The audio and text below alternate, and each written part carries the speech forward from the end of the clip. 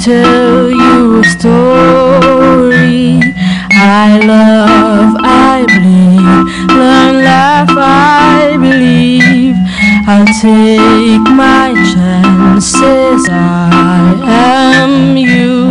I'll tell you this story, I give you my story, so I can live, live, live. I can live, live, live.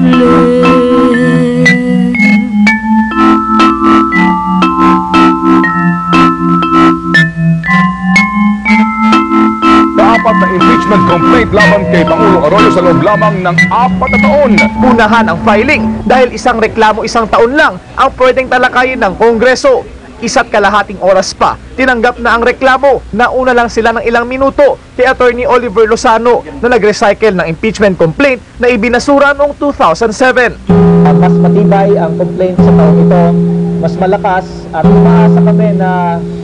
Again, the battle cry is impeachment, as the country's longest-reigning president since Ferdinand Marcos holds on before another attempt on her mandate. Tonight, we'll talk to a man whose story, if true, can depose a president. 18 ang complainant sa pangunguna ni ZTE-NBN witness Joey de Venecia. Inakusahan nila ang Pangulo ng pagtataksil sa taong bayan, ahasang paglabag ng konstitusyon, panunuhol at katiwalian. Kaugnay ng ZTE broadband deal, ZTE mining deal, North Rail project, fertilizer scam at swine scam. My name is Joey de Venecia III. I'm a businessman. So I come from a political family. My father, Joe de Venecia, was a 5-term speaker and just recently got booted out because of my testimony in the Senate against the President and the First Gentleman. It is with a heavy heart that I cannot deny that it was First Gentleman Mike Arroyo at the reconciliatory meeting.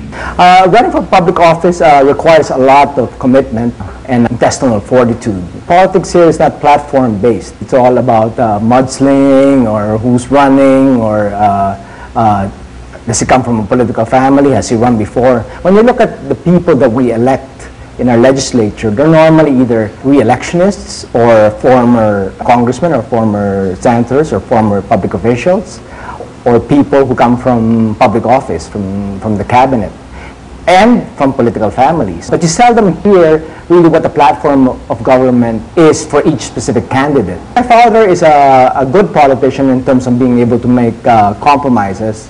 And if you remember, during the time when Hayat 10 had come out asking for GMA's resignation, Corazon Aquino, former president, also asking for her resignation, the story goes, she was about to give up and she was in tears until my father and former President Ramos came to her rescue. And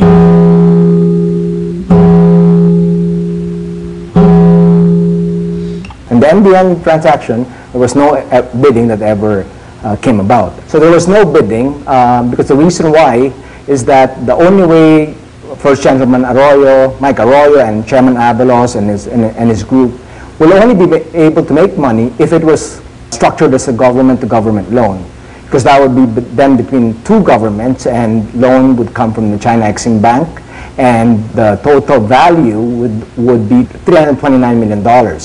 And in that $329 million, $200 million of that is a kickback. When I first came out with my proposal and submitted it to the DOTC, Chairman Abelos, who is a person I don't know, had approached me and offered me $10 million to back off from this transaction. Of course, my answer was no. It was quite shocking to hear the chairman of our electoral body, COMELEC, Chairman Abelos, asking a foreign counterpart, ZTE, a telecommunications company, to pay up $130 million for commissions to be able to back this project. It was bizarre for me to hear Chairman Abelos offer me $10 million in the first time of meeting him. I did not report the $10 million bribe. I told my father, I told Buboy Macapagal, the president's brother, I told some other people that are close to the president about the $10 million, and it was quite shocking. I guess my being practical about it is if I didn't entertain the $10 million, then I didn't see that there would be any problem.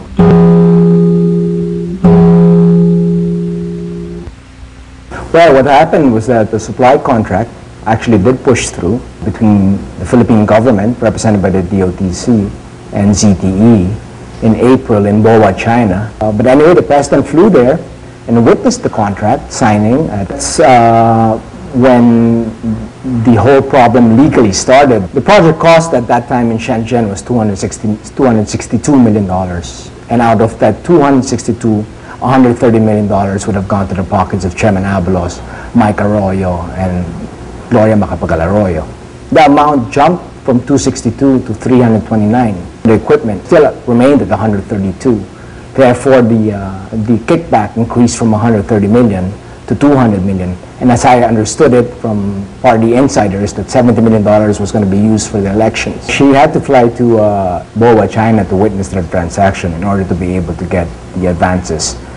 She knew that there were going to be violations in this contract and anomalies in this contract.